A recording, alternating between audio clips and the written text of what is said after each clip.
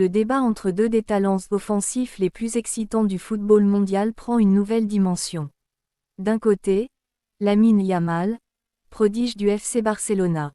De l'autre, Michael Olise, révélation majeure du Bayern Munich. Et au centre de cette comparaison, une prise de position forte de Rio Ferdinand qui tranche clairement. Selon lui, il n'y a plus vraiment de débat. Pour Rio Ferdinand, la différence actuelle est nette. Il estime que Lamine Yamal évolue déjà à un niveau supérieur, malgré son très jeune âge. Une affirmation forte, surtout dans un football moderne où les comparaisons entre jeunes talents deviennent de plus en plus fréquentes et souvent très contestées. Ce qui frappe d'abord dans son analyse, c'est l'accent mis sur l'influence globale. Car au-delà des statistiques, il insiste sur l'impact direct de Lamine Yamal sur le jeu. À seulement 18 ans, il est déjà considéré comme un joueur capable de changer le cours d'un match à lui seul. Une capacité rare, qui le place dans une catégorie très particulière. Dans ses chiffres avancés, on parle d'un joueur déjà décisif à très haut niveau, buts, passes décisives, création d'occasions, dribbles réussis, tout semble indiquer une progression fulgurante. Mais au-delà des statistiques, c'est surtout la manière de jouer qui impressionne. Une capacité à éliminer, à accélérer le jeu, à casser les lignes défensives, même face à des blocs organisés et renforcés. Car une réalité importante est soulignée, Lamine Yamal est constamment ciblé par les défenses adverses. Double marquage, prise à 2, parfois 3 joueurs, et malgré cela, il continue de produire des actions décisives. C'est précisément ce type de profil qui crée la différence au plus haut niveau. En face, Michael Olise représente un autre style de joueur, plus axé sur la créativité collective, la dernière passe, la vision du jeu et la gestion des espaces. Son influence dans le système du Bayern Munich est indéniable, notamment dans la construction offensive et la capacité à servir ses coéquipiers dans de bonnes conditions.